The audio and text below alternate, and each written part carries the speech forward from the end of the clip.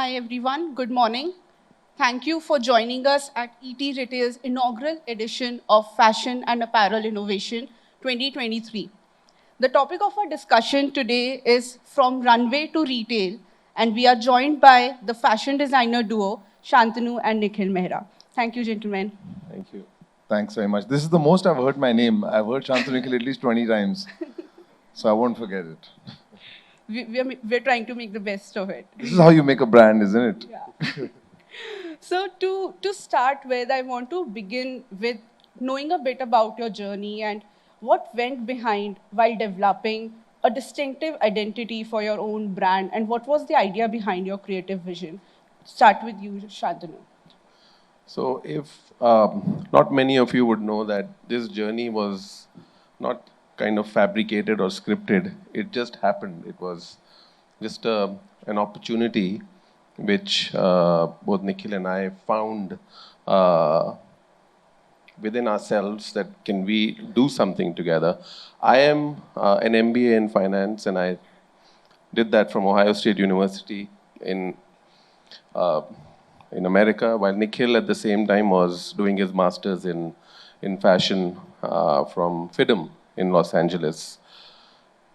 And it just so kind of struck strongly in our heads that this could be the balance of art and commerce that the fashion industry required in late 1990s, early 2000, where creativity could be backed with a sense of purpose and intent.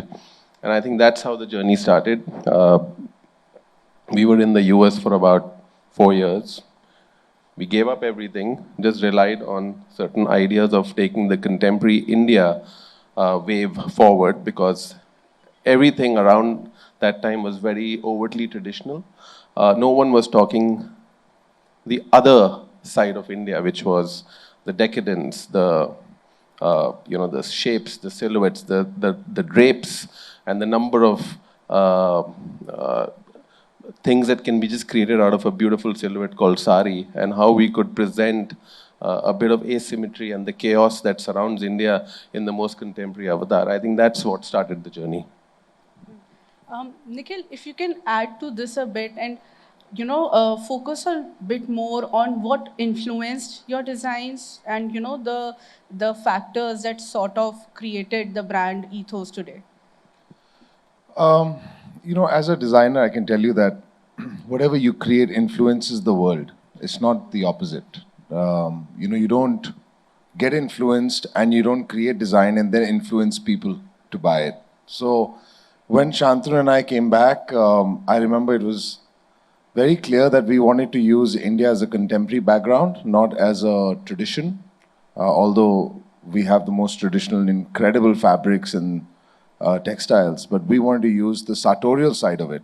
And we wanted to bring in a little bit more of the erudite, the thinkers of India, the pinstripes, the Nawabs, and of course, the whole silhouette side of it. So we started a menswear line. We also came from an influence of being understated and anti-trend. So while India was focusing on lots of embroideries and colors, we were focusing on the lack of embroideries and the lack of color. And that's what set our tone for India. It took us a while before we became profitable. It took us a long while, no? And that was because we stuck by our guns, saying that this is who we are and we believe in ourselves and we will stick till that consumer is born. Now, a lot of businesses we've seen in the past, friends of ours who started businesses, looking at the lack or the need of that business to be present at that place. We actually didn't work like that. We worked on what we believed is who we are, and the business eventually was created for us, which meant a consumer that didn't exist all of a sudden existed because we believed in it. And even till today, we continue with the same journey. Yeah, since Couturiers' job more or less in this country is to shape up newer avenues and a new direction for the brides and the grooms. And at that point in time, the brides and the grooms were very overtly traditional in their thought process, and there was an ecosystem that surrounded them that made those decisions for them. So we were cutting the stereotype, and we were saying, if you're going to make your decisions, you have to be fearless enough and strong enough to buy something that is a little different from what you've been told to buy. So as a I'll bride. give you an example. I think everybody will be able to visualize things better if I give you an example. Back in 2012 or 13 is when we started something called the draped kurta for men. It was inspired by a women's sari, and then we created a shape and an asymmetrical shape to it. And if you turn on the TV even today, it's been used across all platforms. You'll see in dance shows, you'll see guys wearing brooches on their jackets. We created that essence in 2012 for a new India that we felt was on the verge of being born. But we stood by it, and we continued making those shapes and silhouettes till the time the entire country started to absorb it. And it's a very good sign for a country that is actually accepting new shapes for men, because it opens up a whole new industry thereafter. I mean, if you look at the streetwear industry now, all of a sudden it's just come up.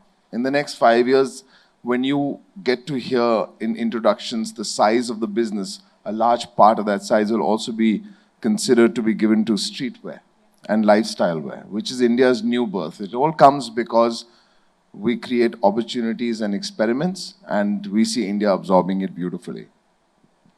In this process of experimentation and taking that risk that the country will adapt to a particular trend that has been started or influencing them, as a business, where does the focus on translating your runway designs to a retail commercial success come into the picture? It's a very good question, and I have always, decoded a couturier's journey into 3 parts, and it's up to your artistic vision that which bucket do you really want to fall into. I'll tell you, many couturiers in the world hit the market point straight away. They say that this is what I'm going to create because this is what the market wants. So it's a little bit of a market-driven approach, but it connects to the audience, and you start making money straight away. There are many couturiers and many couture brands in the world that show their runway collections to sell their accessories, and there are many of them internationally that do that. And then, of course, there is that disruptive world of artistic values where you're constantly shaking the industry to make the brand look ominous, where you're not directly connecting with your audience that can buy your product, but you are basically provoking him. And it's a bit of a provocative approach because you're doing things that is a little out of your comfort zone, but what you're doing is you're building the brand.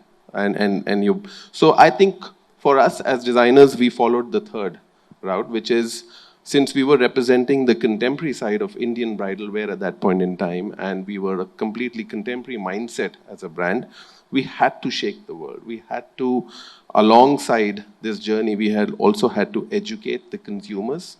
The new urban India that was at the threshold of being what we are right now surrounded by, they had to invest in minimalism. They had to look at less is more, a kind of a concept. So the first 12, 13, 14 years of our brand journey was just about rationalizing that thought process. So the runway to retail for us was creating dramatic influences on the runway so that the brand is taken a note of. While we were also living in a country where journalism to fashion was very new, so there was a lot of education that was also being imparted on that front. Today we cannot say that because today fashion journalism is at its best. But I would say it with some sort of humility and pride that we were amongst the very early starters in the contemporary side of Indian fashion, where we evolved as much as journalism and other growth enablers and clusters were were a part of that.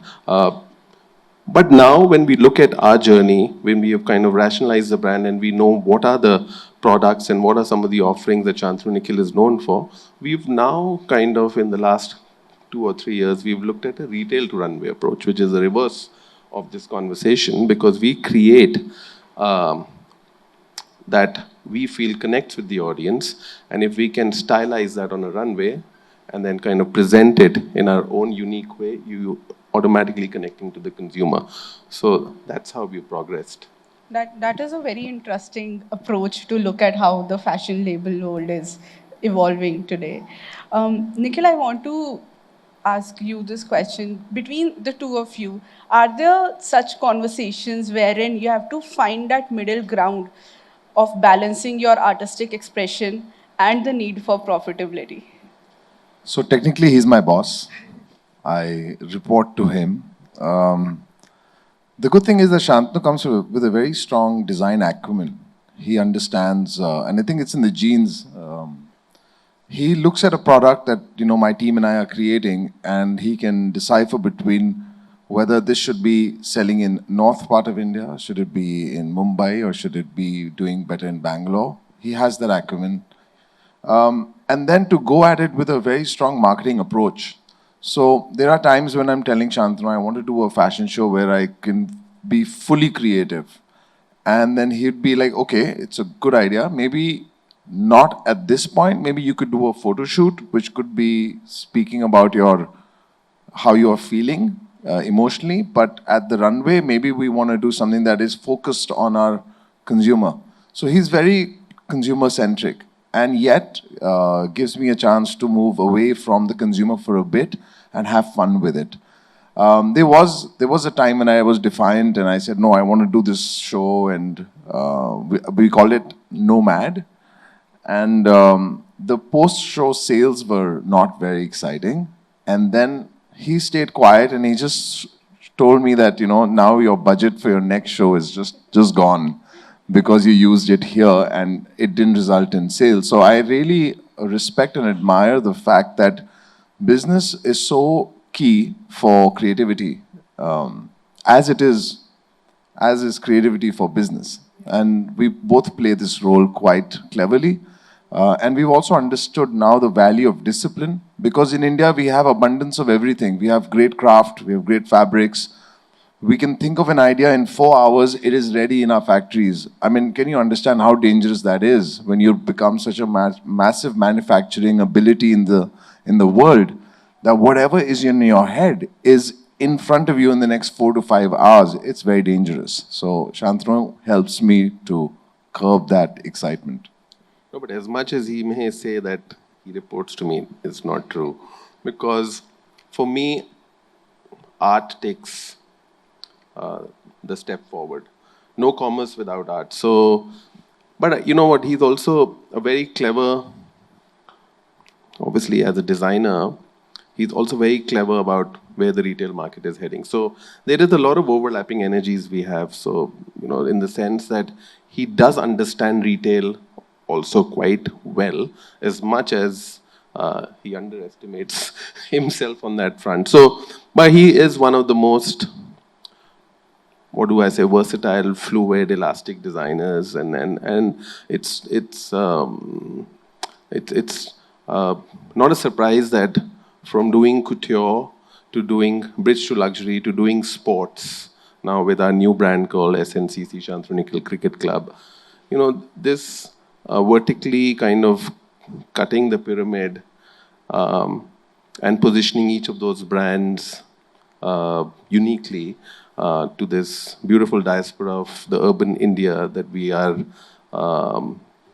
surrounded by. If it wasn't for his understanding of how elastic he is as a designer and how strong he is in his head, whatever we've been able to do in retail, we probably wouldn't have been able to do. So it's a good combination. And I think that's what's worked for us thus far. For all the aspiring entrepreneurs or fashion designers out there, what are some do's and don'ts they should be keeping in mind in this process of, balancing between their creativity and, of course, the top line and bottom line today? What are some do's and don'ts that you have sort of learned across your years of Shantanu journey? has a list of do's and don'ts.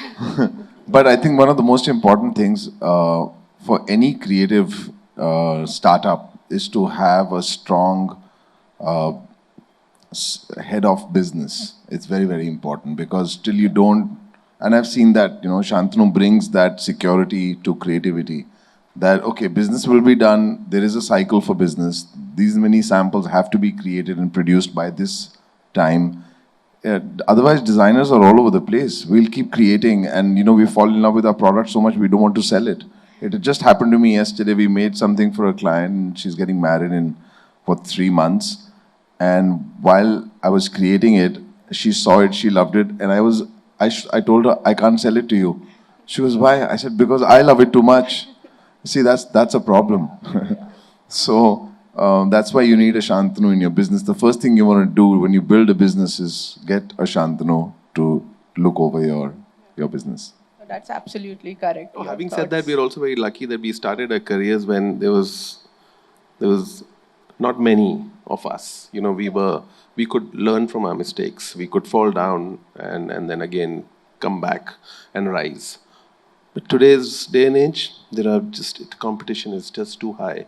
And to even showcase a collection as a debutant on a runway means that you really have to have that one X factor that can propel someone to have a close look at you and say, okay, I think this is the next brand that we feel will take off.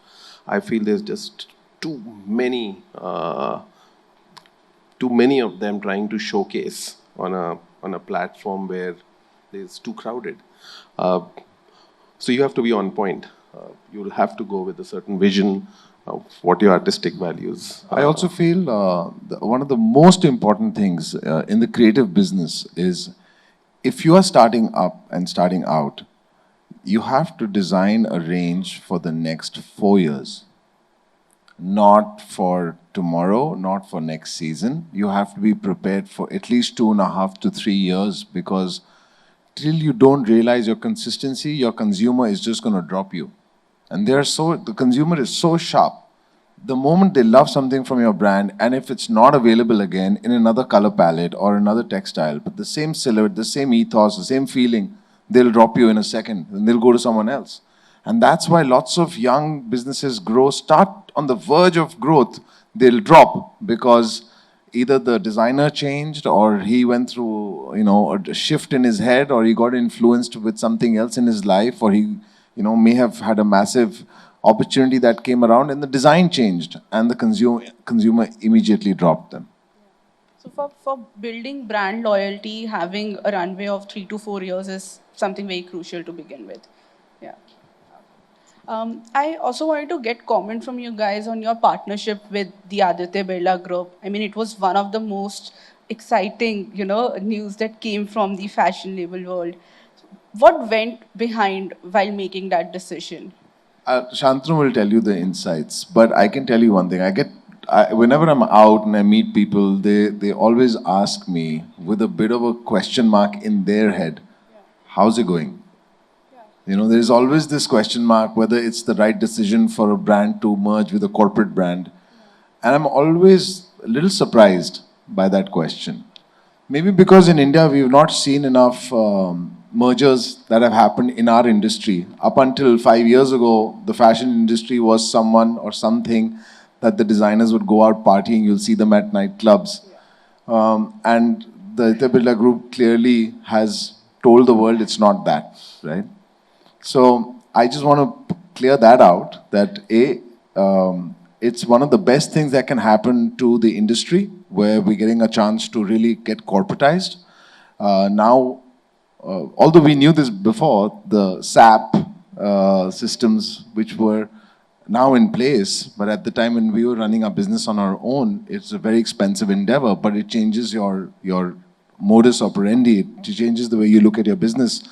And we don't have to struggle looking at stores coming up. Now stores just come up. But we do the pre-planning now a lot more. So on the whole, the Aditya Birla Group is really your principal, your mentor standing at the back and saying, you know what, go, have fun. We're here to take care of the technical stuff that you don't need to do. Yeah, so it's a strategic joint venture than just a venture capitalist investing in your brand. And I think we were very clear from the very outset that whenever we want investment in our business and our brand, it has to be strategic in nature. And I remember that day when Mr. Birla just called Nikhil and me to his residence, and he wanted to discuss what's next for you guys. Like, are you looking at scaling up? So he said, of course. He said, can we back your creativity with some strong supply chain values? And can we create a brand that does not compromise on design or your artistic values, but at the same time finds alignment with how you source it, how you manufacture it, and how you distribute it. And we can bring that, and you kind of create. And that pretty much was the starting and the end of that conversation. And I think that's how it's been then, was then, and now that's how it is. It's exactly the same way. And SNN by Shantanu Nikhil was born out of our menswear ethos, which he felt was one of our strongest and a stronger, design ethos. And we just made that our menswear design and values and artistic values become more accessible. And I think that's how it's been. Also, it's, when you look at mergers and, strategic partnerships, they also come from a point of intent. So again, I used to hear from a lot of people when I meet them, they're like, now you don't have to work anymore. That's a very common thing. I don't know why people think that, you merge with someone and you get paid and then you don't need to work anymore. Needless to say that now you have to work a lot more because our intent is that every Indian should at least wear us once in their lifetime. And that's a big intent. For us to get there, we need to have lots of different categories. We need to have stores across the world. And that is not going to happen if we don't work. No, you're absolutely right. When such, strategic joint ventures or deals come across, there are certainly doubts on everyone's mind. But thanks for, the input and the point that you highlighted about the conversation. I think having a strong supply chain is a key pain point that every fashion brand faces today. And if a partner like the Aditya Birla Group can help with that, I think that solves a big chunk of the issue. Absolutely. Yeah. I will be happy to answer any questions if anyone has any. Because Sure. I know that at parties I meet people who have lots of questions. So I don't know if anyone has any question. There's one gentleman, one lady at the Yes, back. sure. She has a question. Can we get a mic there?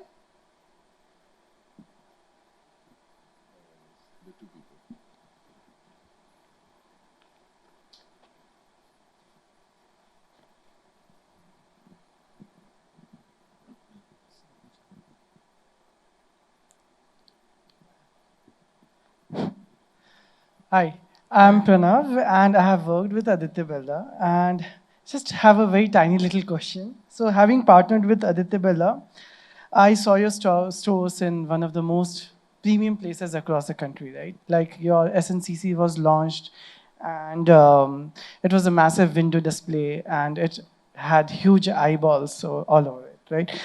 After that, who do you think would your immediate competition be? And in the same space, what would be your threat? Who would be your threat? Actually, we're looking for competition, and I think it's very important to have one. Like, I'll give you an example. There's a brand called Manyavar that started a few years ago. That layer didn't exist, and then it turns out to be a 10,000 crore layer. And after that comes many new brands. In our segment, in bridge to luxury, we don't have any Indian designer sitting at that tier. And I think there's a big, massive opportunity. And we're hoping that now with more acquisitions across different groups, we'll have designers coming up with ready-to-wear collections and lines that will compete with us. The threat, I think the menswear business is a massive opportunity. And it is enough that at least in this lifetime, we all can be quite happy. Yeah.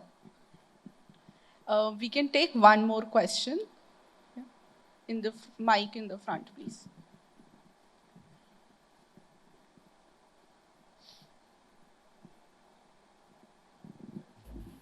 Hi guys, I'm Kamal. I represent a brand called Veg Non-Veg. My question is that as a luxury ready-to-wear market, how do you see online growing, and what are your thoughts on e-commerce as a luxury brand market? No, it's a, you know, I feel that this whole conversation of going digital has been done to death. We've all said that after COVID, the world will go digital, all of that, people will stop going out. But I feel that when it comes to luxury, there is nothing better than brick and mortar, because that's the tactile feel. You enter a space, get the experience. Having said that, it depends on every brand's vision of how they want to use the digital platform as well as offline. For us as a brand, I feel the kind of experience we can give to our clients in our brick and mortar stores, I feel that is the core competence of where we are as a brand. Having said that, we pretty much have a robust digital engine also, where certain categories and certain collections are made digitally, more so from the SNN by Shantanu Nikhil brand of ours. But is e-commerce going to be a dominant factor in how we see our brand going? Maybe not. We still will continue to invest in brick and mortar. But yes, e-commerce will be a 15-20%, I would say, at some point in time. We'll have that pie of the business. Also at Veg Non-Veg, we've seen that if you continue to give a purposeful product, then your sales will continue to happen. The moment the purpose dips, which again comes back to the intent of the brand, then the value reduces. Also, e-commerce is a very strong platform for us to analyze data and absorb that data and see which are the cities that have the potential. So we could probably do pop-ups there, and then as the market evolves, probably even have a store in those cities. So it's a great growth enabler. It's a very good growth enabler, like Nikhil said.